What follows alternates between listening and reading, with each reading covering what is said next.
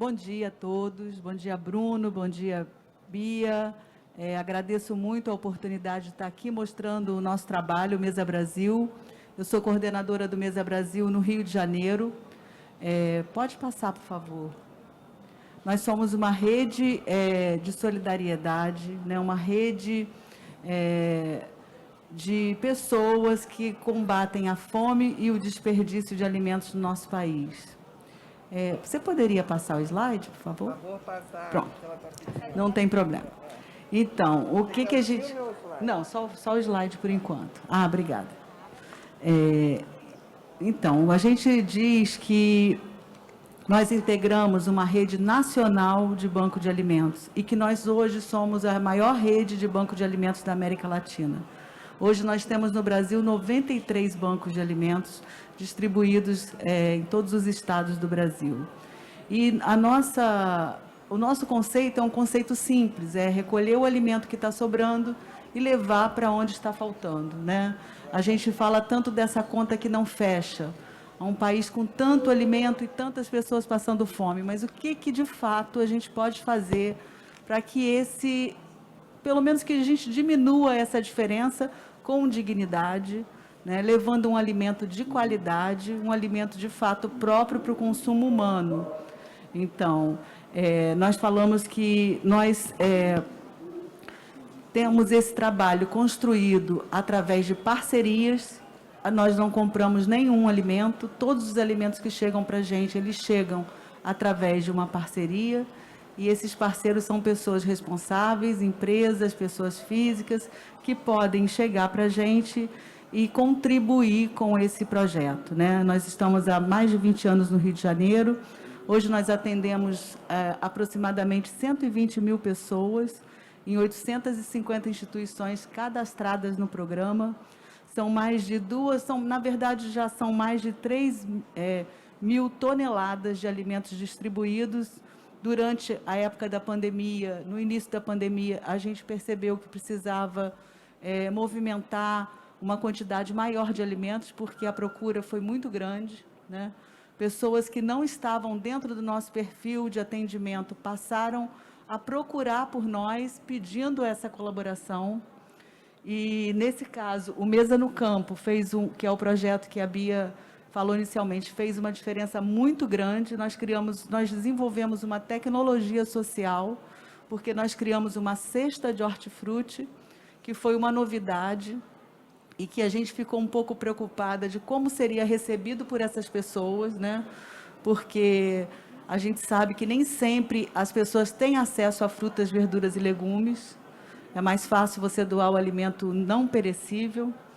E quando nós começamos com essa doação, a gente teve a grata surpresa de ver como as pessoas ficaram se sentindo honradas. Tinham pessoas que ligavam para a gente e faziam o diferencial. Nossa, eu estou recebendo aipo, eu estou recebendo chicória, eu estou recebendo couve-flor, e tudo saindo do campo fresquinho, chegando naquele momento tão importante para aquelas pessoas que não tinham, de fato, esse alimento na mesa. Bom, esse aí é o prato ideal, né, gente?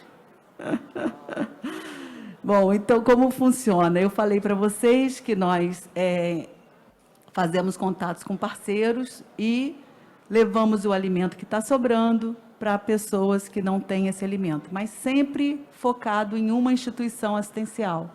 Nós não doamos diretamente para a pessoa, mas sim para uma instituição cadastrada conosco.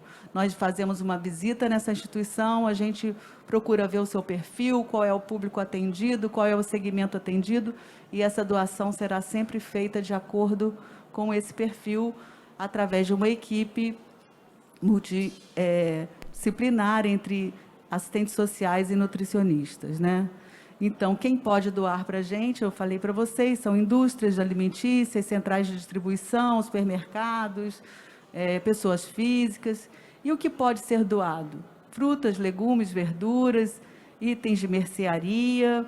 A gente pede pelo menos 5 dias antes do vencimento, porque a gente precisa doar esse alimento em segurança. Então, eu preciso de tempo para que esse alimento chegue, seja distribuído e consumido.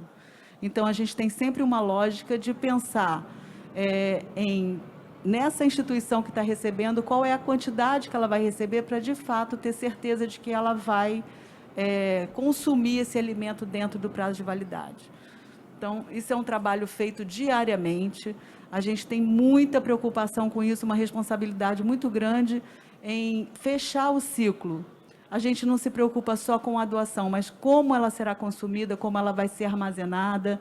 Então, nós temos ações educativas constantes com essas instituições, com as cozinheiras das instituições, não só para ensinar o aproveitamento integral, mas também para que ela entenda que é muito importante, uma vez que eu não joguei esse alimento fora, que eu não deixei que ele chegasse ao lixo, que ela também não deixe. Então, é importante que ela aproveite esse alimento e, para isso, a gente precisa capacitar.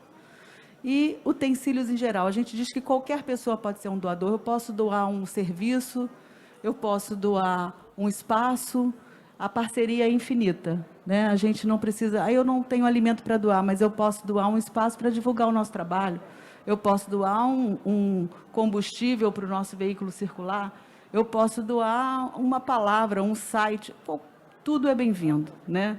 Acho que toda doação é bem-vinda.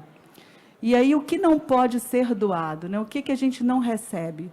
Produtos sem rótulo, sem identificação, sem data de validade, produtos com data de validade vencida, frutas, legumes e verduras com sinal de mofo, itens de mercearia com avaria, açúcar, sal, que a gente não tem condições de saber se aquele alimento, de fato, foi exposto a alguma situação que venha a impactar na saúde daquela pessoa que está recebendo aquele alimento. Alimentos com embalagens enferrujadas, estufadas, temperos prontos, cigarros, bebidas alcoólicas, esses são alimentos que nós não recebemos. Então, é muito importante a gente entender que, por trás de cada número nosso, tem um nome, é uma pessoa que está recebendo esse alimento. Então, a gente precisa ter todo o cuidado nessa entrega dessa doação, né? E mostrar a essa pessoa que ela pode, sim, ter uma alimentação digna, né? Que ela pode ter uma alimentação de qualidade e que, muitas vezes, ela tem, dentro da sua instituição, alimentos que seriam capazes de transformar essa alimentação numa alimentação, de fato, com qualidade. Porém, ela desconhece, ela não sabe como que ela vai elaborar esse cardápio, né? Como pode ser um parceiro, nós já falamos. E aí a gente fala também sobre o trabalho voluntário. Desde que o programa foi criado, que ele foi criado em cima de um tripé muito forte, né? Combate à fome, o combate ao desperdício e o trabalho voluntariado, né? Então, é importante que a sociedade possa participar do nosso projeto, né? De ter ideias, de conversar com a gente, de falar sobre uma avaliação que foi feita. Então, desde que o programa foi criado, que nós recebemos a participação da sociedade através do trabalho voluntário. Que ele vai para a nossa unidade, que fica em Madureira, nos ajudam a selecionar os alimentos, a separar o alimento que vai ser doado para a instituição que está lá naquele dia. E ele tem uma participação muito bacana, além de também termos uma trupe solidária, que são pessoas que se vestem, se caracterizam, né, de palhaço e visitam as instituições e fazem um trabalho muito bacana. Bom, então, eu falei bem rapidamente do programa e agora, Bia, eu vou passar um vídeo sobre o programa Mesa no Campo, que eu queria explicar para vocês. Esse projeto, ele aconteceu da seguinte forma: nós tínhamos um convívio muito grande com os agricultores da região de Nova Friburgo, e eles sempre comentavam com a gente que eles passavam por cima do trator daquele alimento que ele não tinha mercado. Porém, ele estava próprio para o consumo e ele estava fora do padrão daquela nossa... Pode, só um minutinho. Daquele nosso rigor de qualidade. Ou seja, a gente não chega num supermercado e compra, por exemplo, uma couve muito grande. A gente quer uma couve no padrão, né? Porém, ela está própria para o consumo.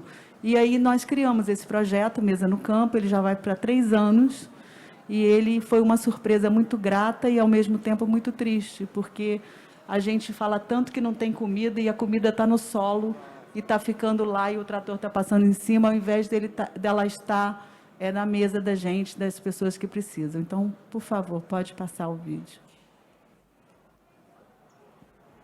Sesc RJ apresenta.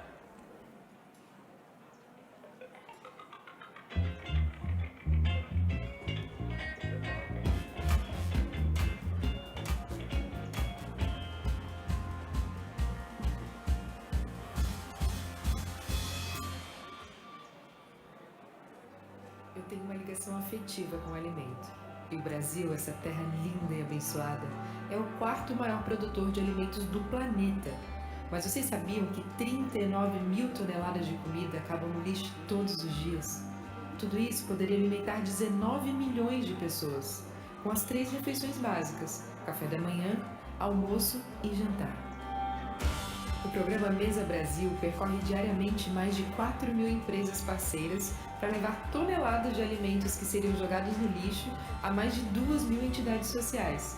Além de diminuir o desperdício, retira crianças, adultos e idosos da condição de insegurança alimentar. Seu Sival, eu estava curiosa para conhecer aqui a sua propriedade, porque a Cida já me falou muito bem do senhor. Seu Sival foi um dos primeiros agricultores a entrar com a gente no projeto.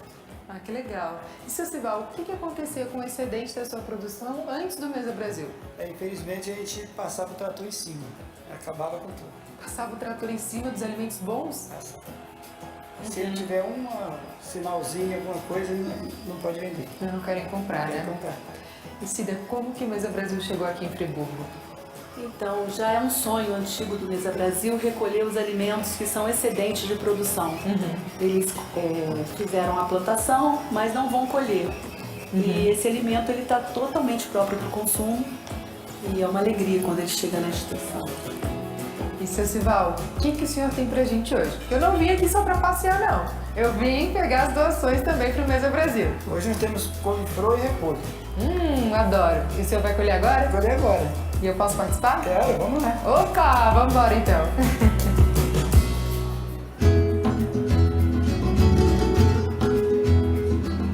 Vamos ver se nós achamos alguma aí. Essa tá boa? Aqui, achei uma aqui, ó. Essa aqui, ela não serve para vender, porque ela tá com um pequeno defeito aqui. Mas ela pode ser doada. Ela serve, a Mesa Brasil ela serve. Eu vou apenas cortar aqui, ó, esse pedacinho aqui, e ela tá boa. Ela serve. Então ela tá boa pra doar, mas não dá pra vender. Não dá para vender.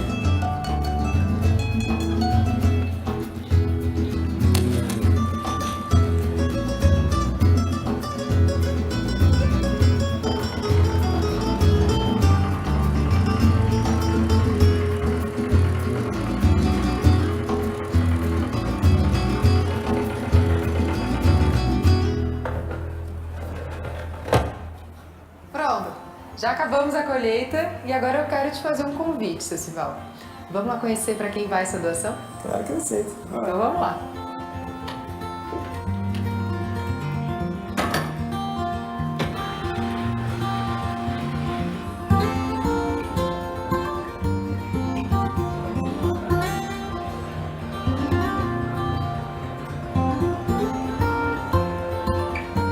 Olá. Muito prazer. Prazer, Nelma. Que bom que a gente conseguiu se encontrar aqui, né? Que bom, né? Com certeza. Não, olha só, tá vendo tudo isso aqui? Acredita que eu ajudei a colher, menina? Acredito. E que delícia, né? Tudo para mandar para a instituição de vocês e todos esses legumes aqui vieram da propriedade do seu Sival. Seu Sival, muito obrigada, tá? É muito importante essa doação para a alimentação das nossas crianças, né? Enriquecendo, né, ali o almoço deles, né? Que o senhor continue ajudando. É importante. Neuma, e antes dessas doações, com certeza você tinha mais gasto com a alimentação dessas crianças, né? O que você consegue fazer hoje com essa economia que você tem a partir das doações? Depois desse projeto, a melhoria foi de grande importância, né, através da doação, porque nós podemos, tipo assim, enriquecer a alimentação dos nossos alunos, né, e saindo, tipo assim, direto do produtor, fresquinho, para a mesa do consumidor, que hoje o consumidor ali são as nossas crianças, isso foi muito importante para a gente. E deu para fazer uma economia? Sim, antes a gente não conseguia comprar material de limpeza direito, né? Hoje, através dessas doações, podemos investir no material de limpeza e outros alimentos também. Além de também poder investir no lanche das crianças da tarde. Seu Sival, eu tô lembrando aqui que antes o trator passava por cima de tudo isso aqui. E agora todos esses alimentos vão para a doação para ajudar essas crianças. Como é que o senhor se sente? Hoje eu me sinto feliz porque estou vendo que aquilo que nós passávamos o trator em cima, que estragava, hoje está sendo para beneficiar, né, as crianças que estão precisando, né? Então eu me sinto feliz com isso. Muitas crianças, elas só têm essa como a última refeição. Elas voltam para casa e chegam na instituição pela manhã tendo jantado ainda essa refeição. Então o seu alimento vai fazer uma diferença muito grande na vida dessas pessoas. Muito obrigada. É um prazer poder participar. Agora só falta ir lá conhecer. Conhecer o seu Sival, conhecer a Creche Comércio do Senhor e ver que os alimentos que o senhor produz lá no seu sítio vão direto para a mesa das nossas crianças. É um prazer.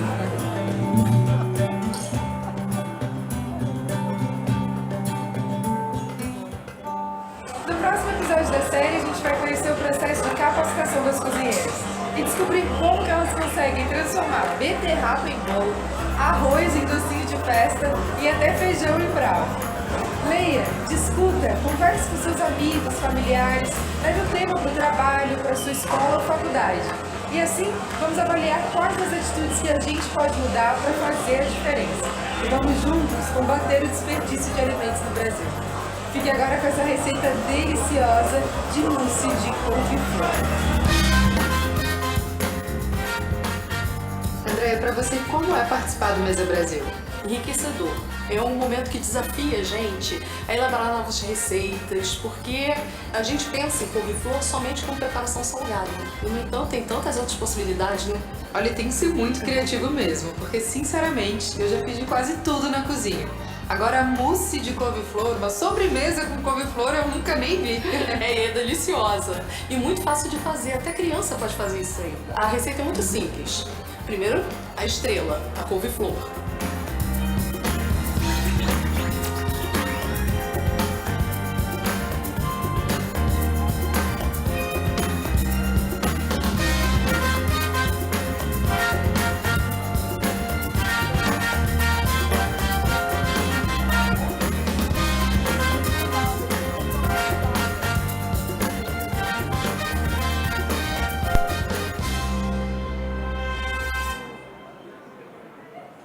Uma parceria Sesc-RJ.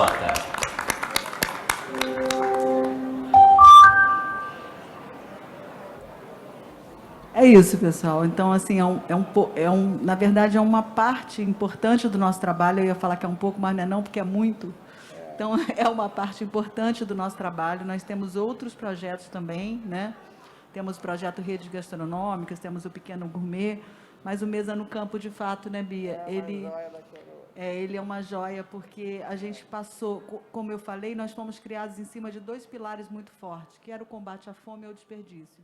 E o Mesa no Campo vem atuar na questão da perda, aquele alimento que não foi colhido, que ficaria no campo, né, e que não foi contabilizado em nenhum desperdício, né? A gente conta o desperdício a partir do momento que o alimento foi colhido e que então foi para uma grande rede ou para um SEASA. E nesse caso ele não saiu daquela propriedade, né?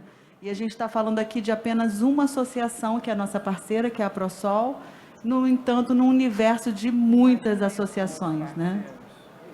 Então, exatamente.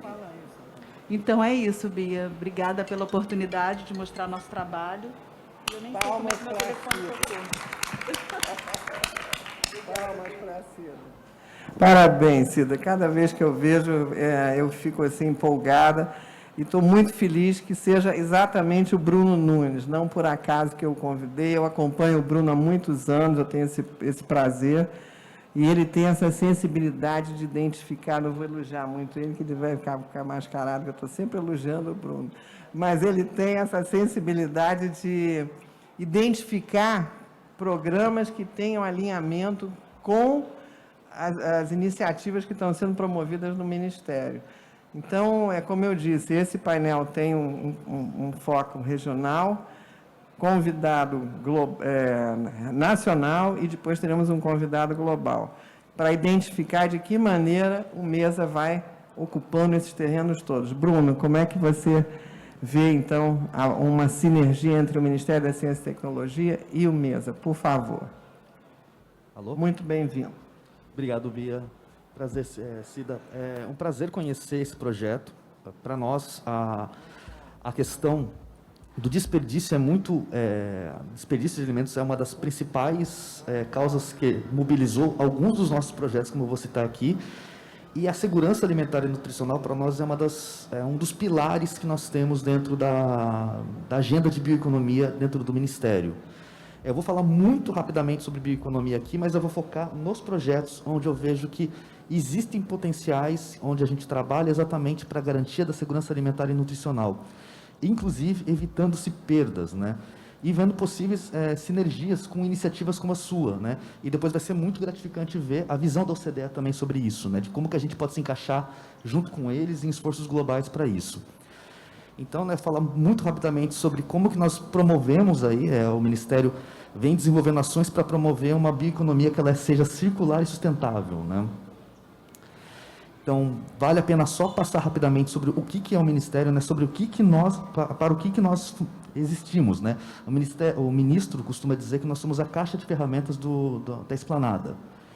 Isso significa que cabe a nós desenvolvermos as tecnologias, o conhecimento que vai ser a base das políticas públicas para depois. Nós não produzimos nada, nós produzimos conhecimento para que, a partir disso, a sociedade possa gerar suas riquezas, e riquezas não entenda-se apenas dinheiro, recurso financeiro em si, mas oportunidades.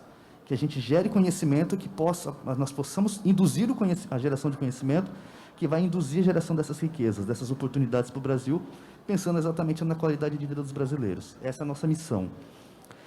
Então, passando muito rápido, a gente tem aí a Estratégia Nacional de Ciência e Tecnologia, ela põe a parte, são 12 temas estratégicos ali, onde a gente vê que tem água, alimentos, energia, a parte de clima e também a parte de biodiversidade e bioeconomia. São todos temas que eu vejo que tem total consonância com o que a gente está fazendo aqui, junto com a parte social também, que é tecnologias sociais, como você bem citou.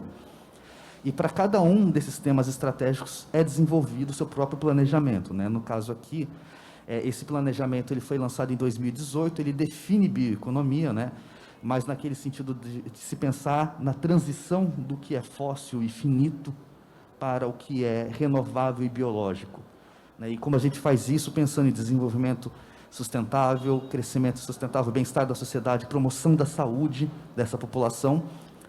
Só que a gente foi um passinho além e a gente acabou desenvolvendo um campo conceitual da bioeconomia para o Brasil, porque diferente de uma boa parte dos outros países, o Brasil ele é uma junção de oportunidades e desafios únicos.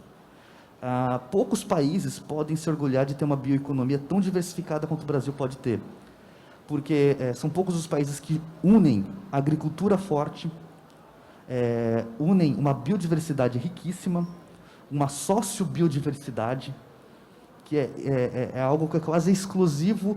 São poucos os países que podem se orgulhar de ter esse termo, né, de sociobiodiversidade, tanto que é um termo cunhado por brasileiros, que é essa relação entre a diversidade humana e a diversidade biológica.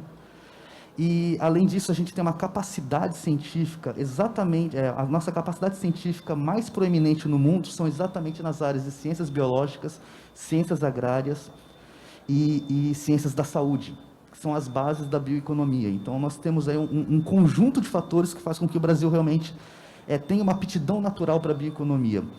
A gente costuma falar que é um dos últimos cavalos selados que vão passar pela gente, né? Talvez seja o último cavalo selado que a gente venha passar. Então, é a hora da gente pegar e aproveitar.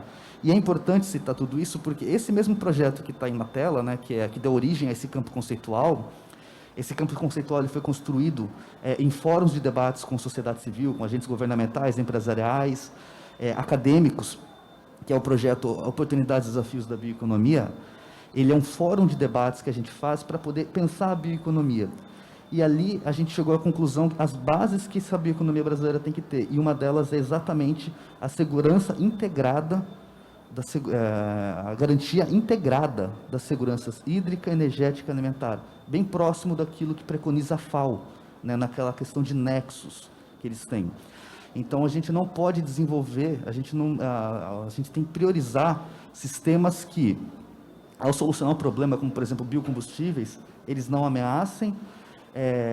Para você garantir a segurança energética, você não põe em risco seguranças alimentar e nutricional, por exemplo. Então, todo o nosso esforço é para garantir a sustentabilidade e, principalmente, a circularidade disso também. Entendeu? Porque hoje ainda preconizamos um modelo linear, né? Quando você pensa exatamente quando a gente está falando de lixo ou desperdício. A gente pensa numa forma em que tudo isso esteja integrado.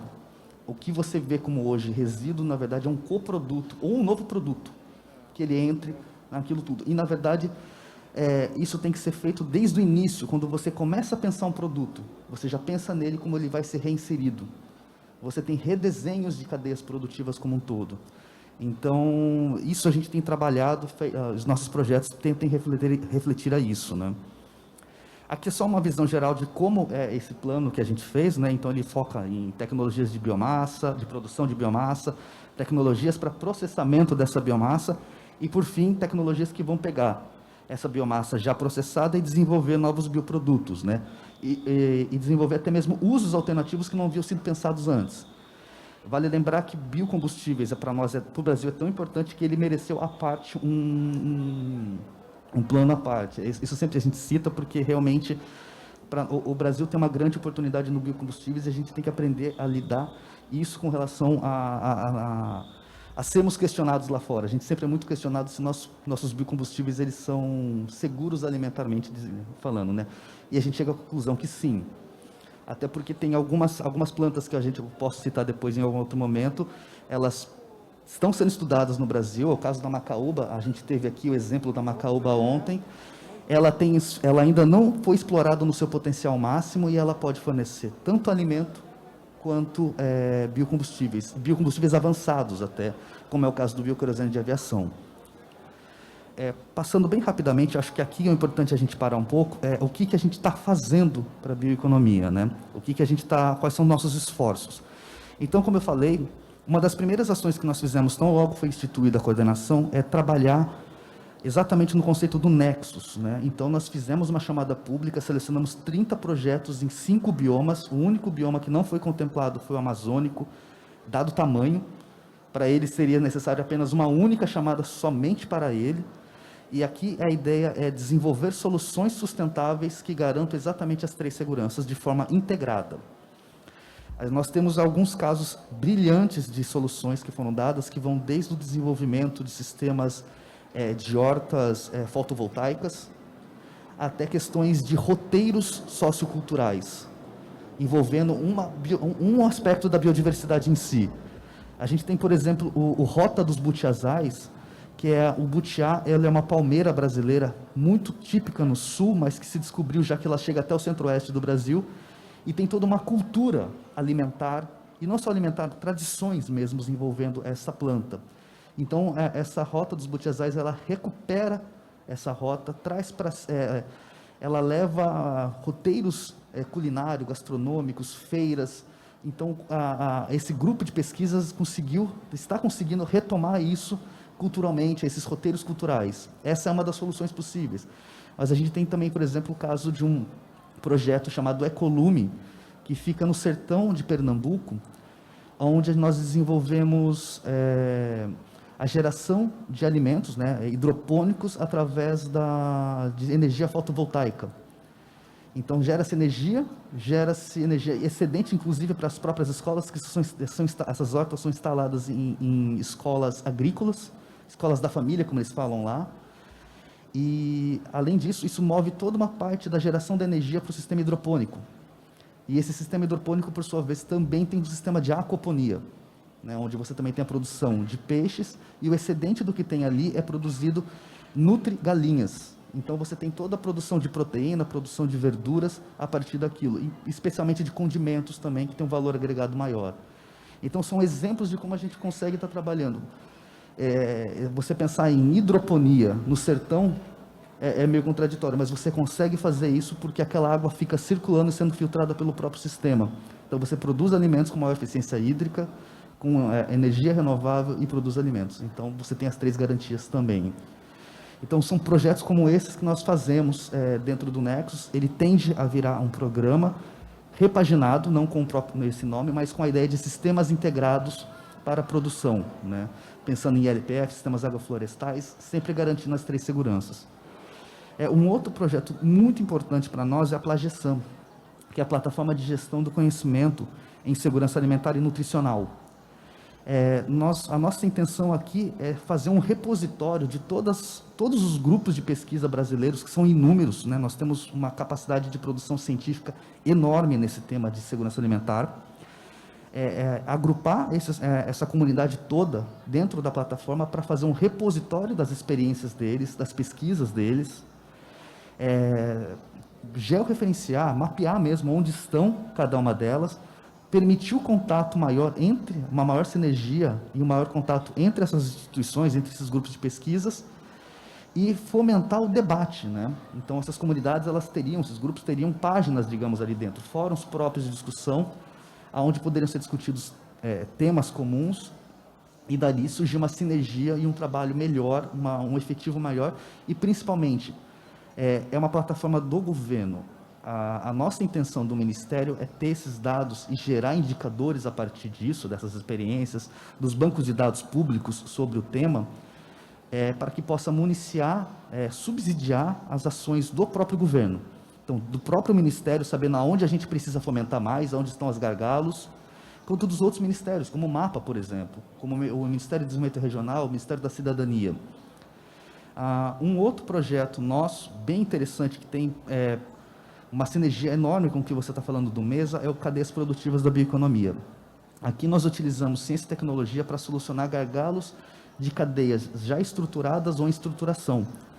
Então, digamos que há um gargalo que nós detectamos, e tem tudo a ver com desperdício, que é a cadeia do açaí. Mais de 50% do que se colhe, até chegar ao consumidor, ele é desperdiçado. E boa parte disso é desperdiçado a campo. Porque quando a pessoa colhe, aquilo toca no chão, aquilo acaba azedando. Do transporte, as distâncias amazônicas são enormes, assim, são realmente uma coisa impressionante. Então, até ele colher, até que venha passar o barco para recolher aquilo se azeda, aquela polpa se azeda. Então, nós percebemos que havia um desperdício ao longo da cadeia enorme. Então, a nossa solução foi como que a gente conserva esse alimento a partir do momento que ele é colhido. Tão logo ele é colhido, ele possa ser armazenado de uma forma que considere as particularidades amazônicas, que é falta de energia, nós temos uma insegurança energética enorme lá, e considerar-se a questão de que tem que ser um sistema robusto e simples. Então, nós, já há um certo tempo, o próprio Ministério vinha financiando alguns equipamentos, desenvolvimento de alguns equipamentos de secagem de alimentos, mas não por liofilização, que é o mais clássico que a gente imagina. Mas ele seca através de convecção normal, é calor que ele utiliza, e ele se baseia em energia solar. O mais interessante é exatamente isso. Então, é um secador de alimentos. São dois tipos que nós estamos desenvolvendo, mas nesse caso, para a polpa, a gente está fazendo um secador de alimentos que você despolpa o açaí, e a gente está empregando isso também para o cupuaçu. A gente está fazendo a mesma técnica, adaptando para o cupuaçu também.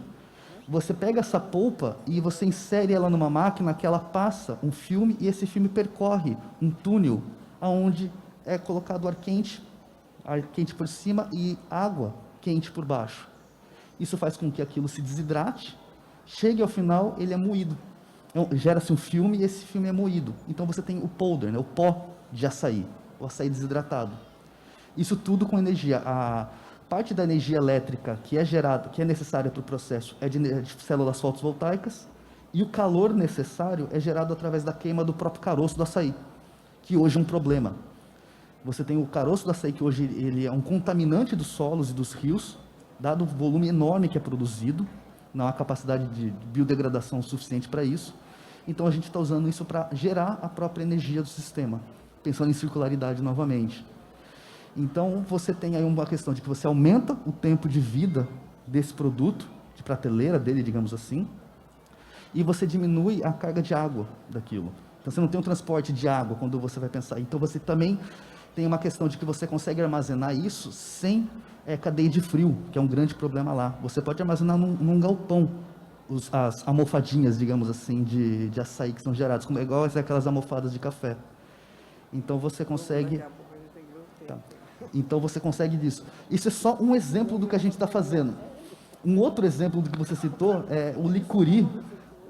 A gente descobriu essa semana, conversando com os pesquisadores, que trouxeram para nós os resultados de um projeto com licuri, que só 5% do licuri produzido a campo, que um agroextrativismo, ele consegue ser aproveitado por nós, por uma falta de capacidade de processamento.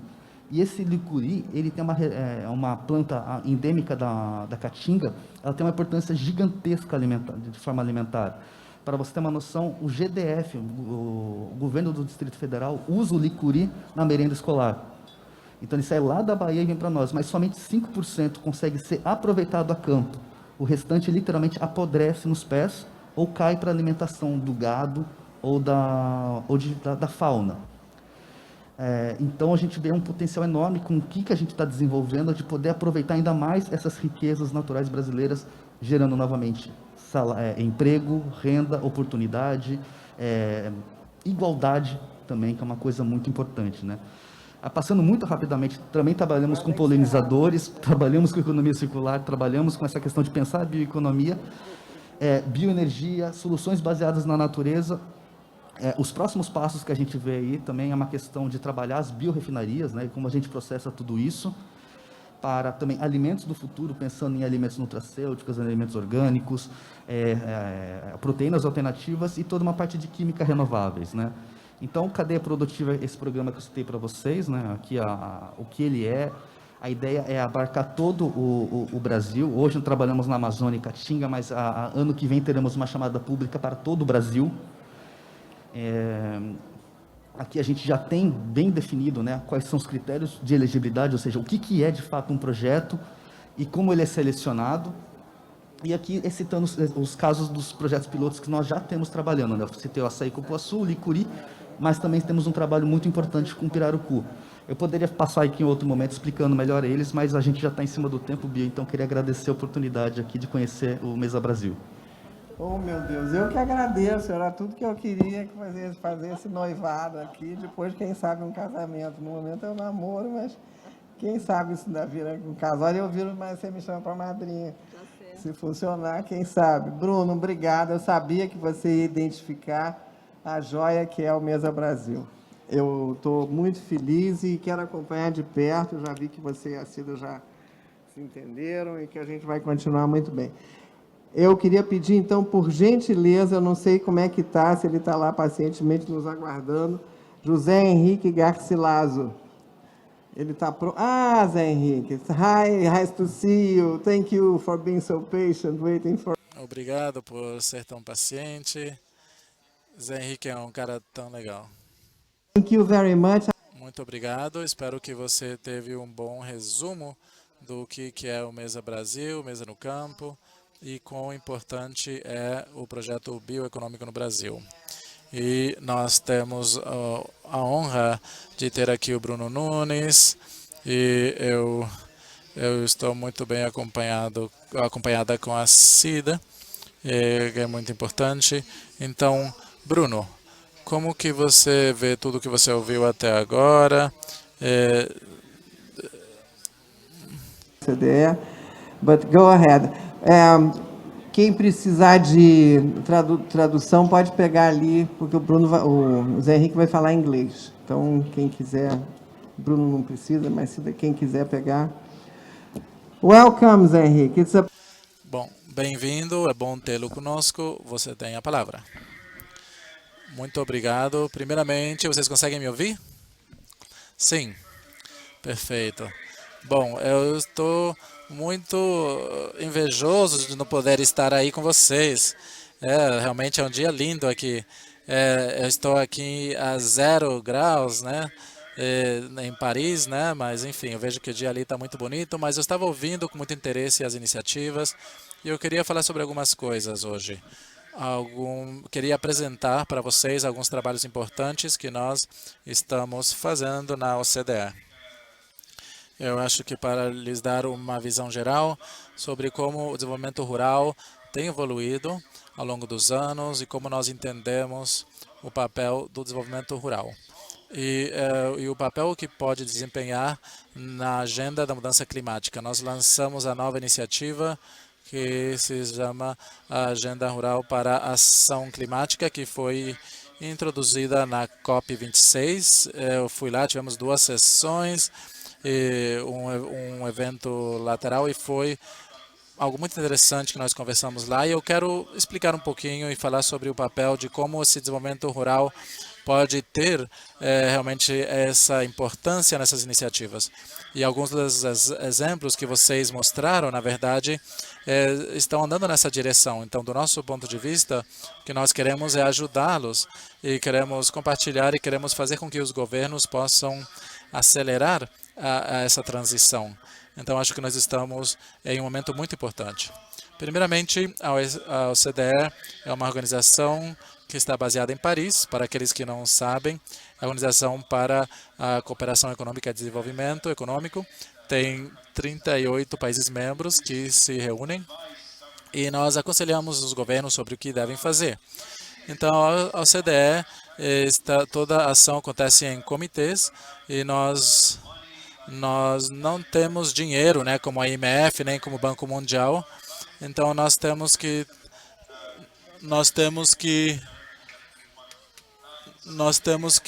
o comitê que nós trabalhamos é o Comitê de Políticas Regionais de Desenvolvimento. Nós temos 3 grupos de trabalho. Temos um que trabalha em políticas e é esse no qual eu trabalho. Então, o trabalho em relação ao desenvolvimento rural tem evoluído ao longo dos anos.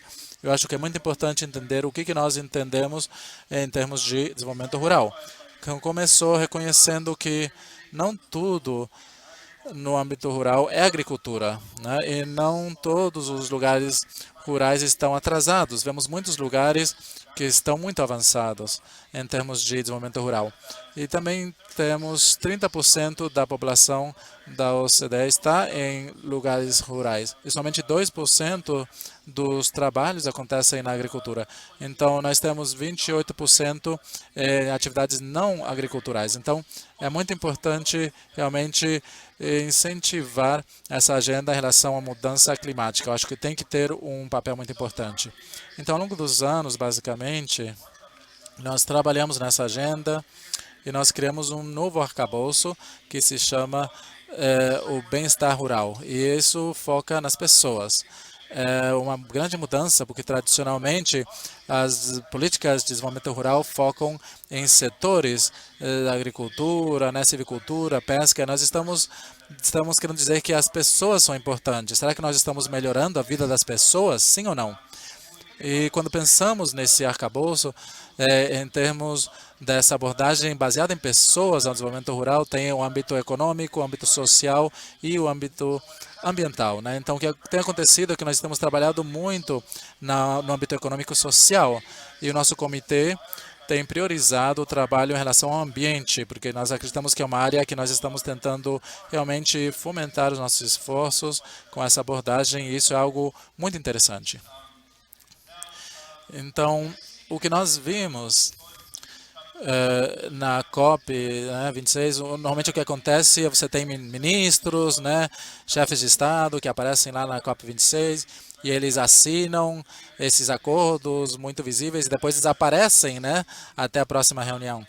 E nós vemos que há muitas iniciativas que acontecem nas cidades, né? As cidades têm realmente trabalhado de forma tão intensiva com várias políticas para fazer com que seja mais sustentável, mais eficiente energeticamente, mas no âmbito rural tem ficado um pouco para trás, né? E nós ouvimos que muitos lugares rurais estão vendo os efeitos da mudança climática. E se olhamos os dados, vemos as emissões de CO2 per capita, nós vemos que nas áreas rurais 26,3 toneladas comparado com 9,3 toneladas, ou seja, 3 vezes mais alto em termos de per capita, de toneladas de CO2 per capita. Então, quando analisamos o total das emissões globais de emissão, quando vemos essas áreas mais remotas, eles produzem 17% das emissões, totais e só representam 8% da população. Então, temos muita poluição também no âmbito rural. Então, nossa ideia é que, se nós olhamos um pouco para o futuro, nós vemos que a mudança climática é uma oportunidade tremenda para muitos desses lugares rurais. Nós não devemos forçar, mas temos que entender quais são essas oportunidades. E mais importante, quando nós falamos sobre oportunidades, eu não estou me referindo a grandes empresas ou governos, estou falando de como nós podemos gerar alguns benefícios de volta às comunidades rurais. Então, acho que é muito importante, quando nós pensamos sobre modelos de negócios e políticas, nós sempre temos que pensar em como nós podemos beneficiar ou retribuir essas comunidades rurais. Então, eu gostei muito de ver os exemplos que vocês mostraram aqui hoje. E, por outro lado, nós vemos que as políticas da agricultura estão se movendo bastante rápido em termos de mudança climática, mas são muito definidos e focam em setores muito específicos. E nós identificamos várias áreas estratégicas que gostaríamos de avançar. Então, na COP26, nós tivemos a primeira reunião com alguns parceiros da Escandinávia e nós trouxemos à mesa o secretário dos Estados Unidos e também o secretário da Finlândia e também o diretor-geral da Suécia e o secretário da Escócia. E eles realmente aprovaram essa agenda, né? Eles realmente aprovaram e apoiaram a agenda. E a agenda foca em 6 ações básicas, né? Então, primeiramente, precisamos de mais informação e dados no âmbito rural.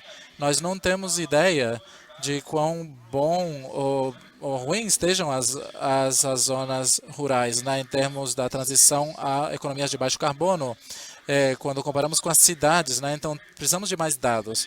Então, é importante mensurar, monitorar e ver como o progresso pode ser alcançado. Então, há um grande movimento para obter mais informações. A segunda área é sobre construir capacidade local. Então, acho que, se nós falamos sobre essa transição, nós precisamos fazer de baixo para cima, né? Você não pode somente, a partir dos governos nacionais, decidir quais são as regras que devem ser aplicadas. Nós temos que entender que o desenvolvimento é um processo de baixo para cima e temos que trabalhar com a capacitação, temos que ter certeza que as pessoas e as empresas entendam as oportunidades que existem em termos de mudança climática. A terceira área que nós falamos antes é sobre realmente promover a energia renovável. E a energia renovável pode representar oportunidades tremendas em termos de novas fontes de receita, em novos lugares, em novos postos de trabalho e oportunidades de negócio que podem trazer muitas inovações às comunidades e podem trazer mais capacitação a essas partes interessadas locais. Em muitos lugares rurais, o futuro dessa energia renovável é tremenda.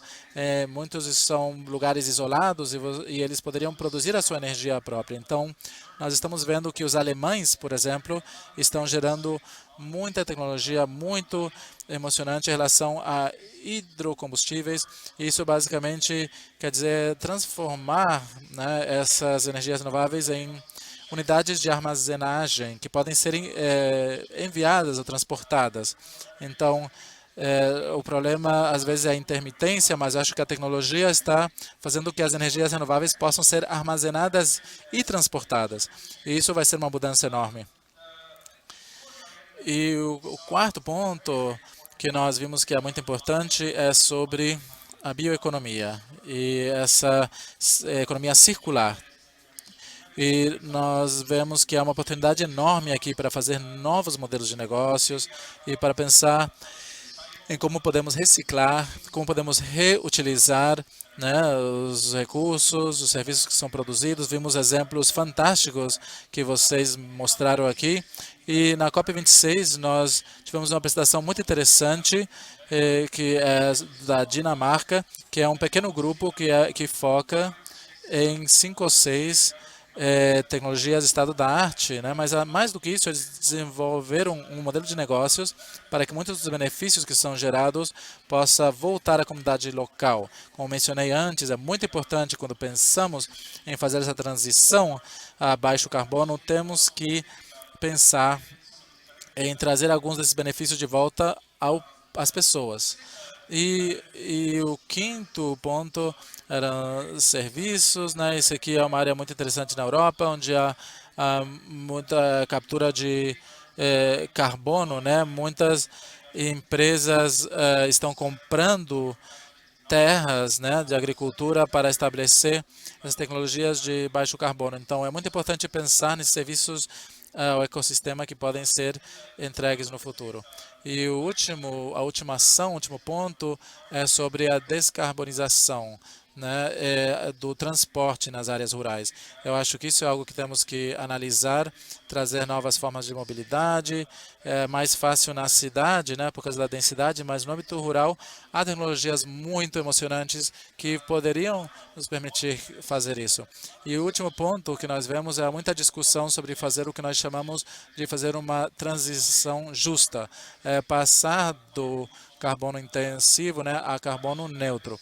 Então, processos de produção, há uma ideia de fazer isso de uma forma justa, né? Então, ajudar as pessoas que tiveram trabalhos tradicionais, que talvez já não sejam competitivos, tentar recapacitá-los, dar oportunidade, treinamento, para que eles possam trabalhar na diversificação desses lugares que foram intensivos de carbono no passado. Então, acho que essa transição justa é muito interessante. Eu só queria destacar algumas dessas áreas mais amplas que nós estamos trabalhando na OCDE.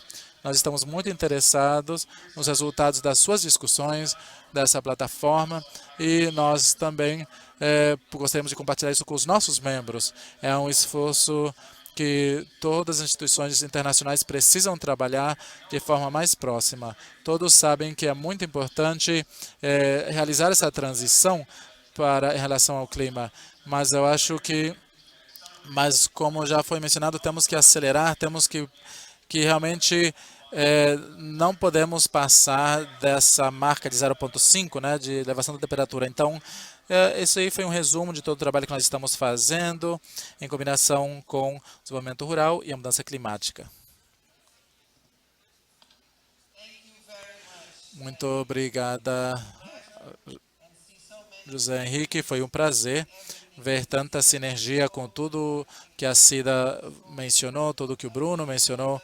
E eu espero que no próximo Green Rio você esteja aqui conosco, num lugar maravilhoso aqui na Marina da Glória, e compartilhando essa mesa com a Cida e o Bruno. Porque eu não sei se você viu, mas ontem nós tivemos uma reunião, um workshop de bioeconomia brasileira e alemã, e o doutor, né, que estava representando a Alemanha, falou sobre a colaboração. E depois disso, o senhor Marcelo Camargo esteve aqui. Marcelo está aqui, na verdade. Vem aqui para ele ver de quem estou falando. Nós estamos bem informais hoje, sábado, estamos mais relaxados. Então, eu não torço para o Flamengo, então nós temos um probleminha aqui, mas tudo bem. Ele é flamenguista. E o Flamengo é o clube mais popular do mundo, como ele diz, né? Mas eu só estou convidando o Marcelo porque Mesa Brasil e Mesa no Campo deve ser uma política pública. E eu acho que eu preciso que vocês nos ajudem. Estou lançando isso aqui agora, se o Fernando me permite. E Marcelo, eu te passo a palavra. Eu acho que é uma boa sinergia, Marcelo, Bruno, Cida e a OCDE. Bom dia a todos, aos meus colegas, é um prazer. Fernando, você pode se juntar a nós? Eu estava conversando com o Fernando do SESC, e eu acho que esse tipo de evento tem que ser o começo de novos programas.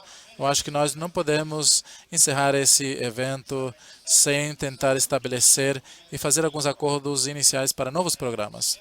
E é muito importante que, como o FINEP está fazendo hoje em dia, muitas parcerias, especialmente com fundações científicas do Estado, Beatriz.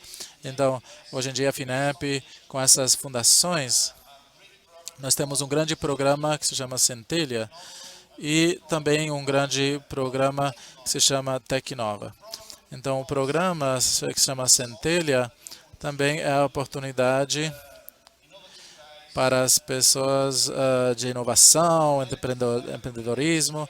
E se você tem uma grande ideia sobre inovação, você não tem uma empresa estabelecida, por exemplo, você pode enviar essa ideia para que seja analisada pela Fundação e a FINEP, e essa ideia, então, vai passar durante 6 meses por 3 fases diferentes. E durante essas 3 fases diferentes, a ideia será analisada de forma profunda e cuidadosa, até que nós, no Centelha 1, e no primeiro movimento do Centelha, nós tivemos 16 mil ideias que foram submetidas. E temos o Centelha 2 agora, que está em curso, e nós começamos a lançar as novas chamadas do Centelha 2 nos estados.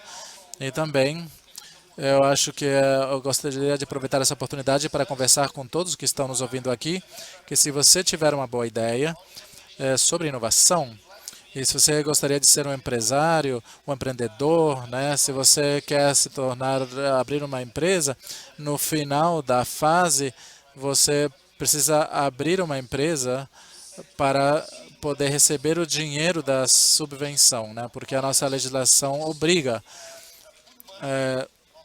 para que o dinheiro, né, do subsídio deve ser colocado numa empresa estabelecida. Então, o Centelha é um ótimo movimento que está mudando a cultura do país. Eu acho que isso é porque está dando a possibilidade para todos, até se você não tiver uma empresa, ou se você não souber ser empresário, mas durante essas 3 fases diferentes, durante 6 meses você terá a possibilidade de ter mentorias, você tem treinamentos, então você tem muita ajuda e ao final você pode abrir a sua empresa. E também eu acho que depois disso nós temos Tecnova. Tecnova, o tamanho do projeto é maior. Centelha tem mais ou menos 100 mil reais, né? E Centelha você pode ter 500 mil reais em termos de projetos de inovação. E eu acho que... E por que eu falo sobre isso? Porque eu acho que nós temos que tentar pensar sobre novas possibilidades e novas parcerias com essas outras instituições. O SESC, por exemplo, eu estava falando com o Fernando, eu acho que a possibilidade é que o Fernando fale um pouco sobre isso, como nós podemos trabalhar juntos com a FINEP, né? Como você falou, a FINEP sempre deve estar com esses movimentos, com outros parceiros e também com colegas dos países. Como eu mencionei, nós precisamos fazer outros programas com a Alemanha, devemos tentar conversar com a Suécia e tudo isso, né? Então, acho que nós temos que estar conectados sempre. E, especialmente, eu acho que nós precisamos ter um programa muito bom, como nós já falamos, dando a possibilidade de iniciar uma empresa, mas também internacionalizar, né? Essa empresa, né, também, porque hoje em dia, se você não está conectado com o mercado internacional, você está fora do jogo. Então, acho que a Apex precisa ficar conosco e com os parceiros, e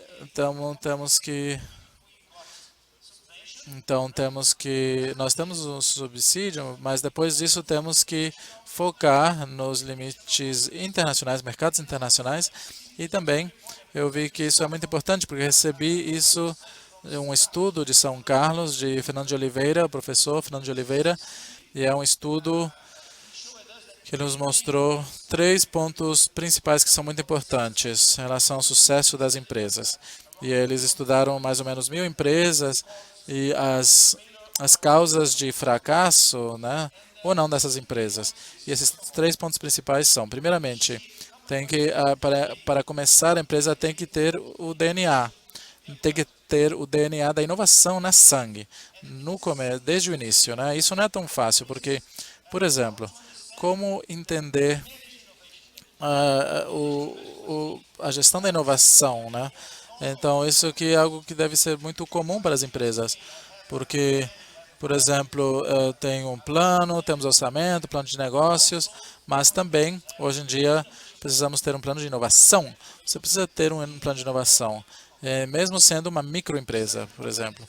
E o segundo ponto que é muito importante é, você precisa estar vinculado com os mercados internacionais e globais.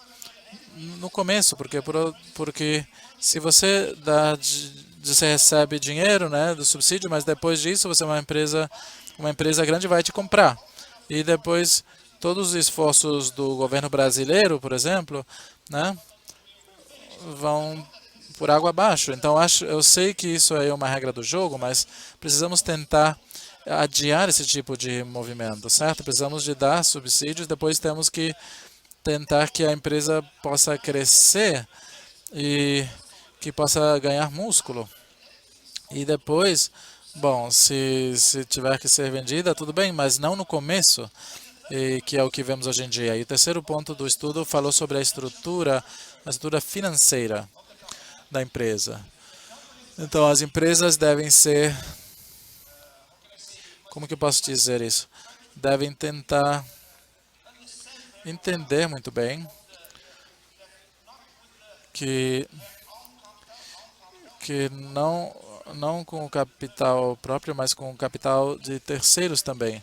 Tentar obter financiamento. Como obter financiamento, como obter linhas de financiamento do FINEP, BNDES, Banco do Brasil e outros para apoiar esses movimentos. E esses 3 pontos são muito importantes.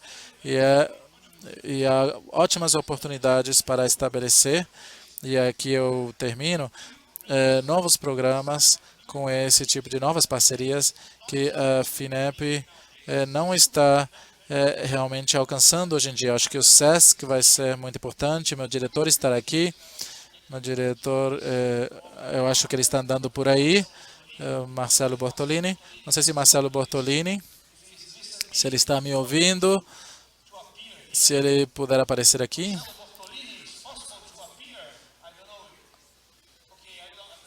Bom, o Marcelo Bortolini está vindo. Bom, eu acho que é uma ótima oportunidade, meu diretor. E também eu acho que ele sempre nos fez pensar em novos programas, como lançar esses programas e dar essa oportunidade para outras possibilidades. Marcelo, por favor.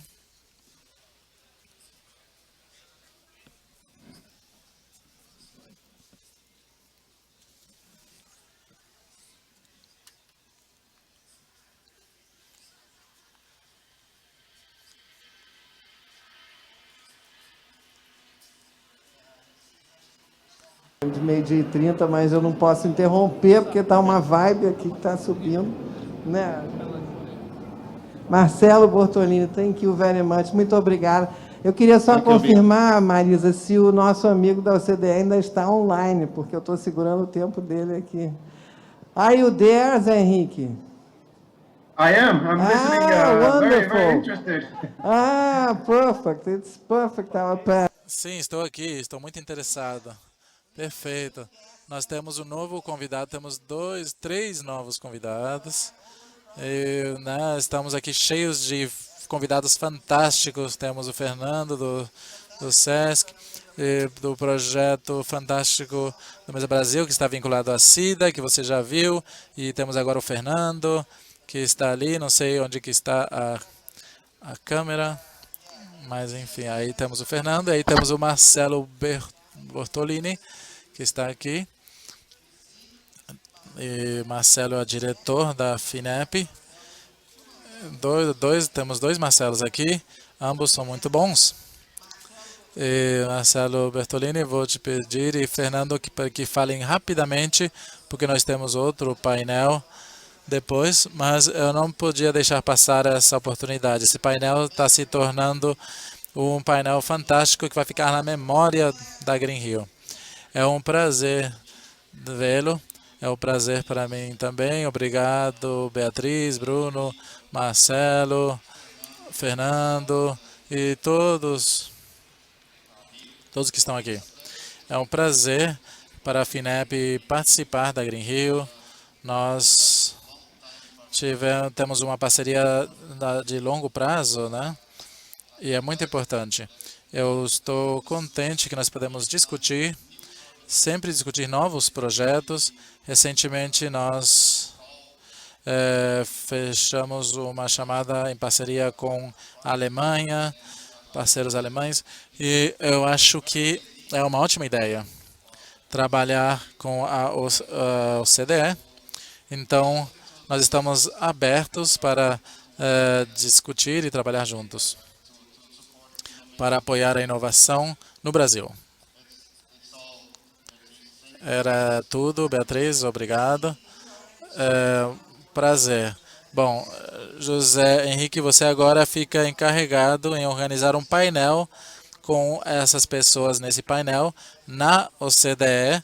Não fique zangado comigo por propor esse desafio, mas eu acho que seria um ótimo painel se nós poderíamos apresentar na OCDE, né, a FINEP, o Ministro de Ciência e Tecnologia, a SESC, Mesa Brasil, para mostrar como nós trabalhamos juntos para promover inovação, pesquisa, inclusão social e ambiental.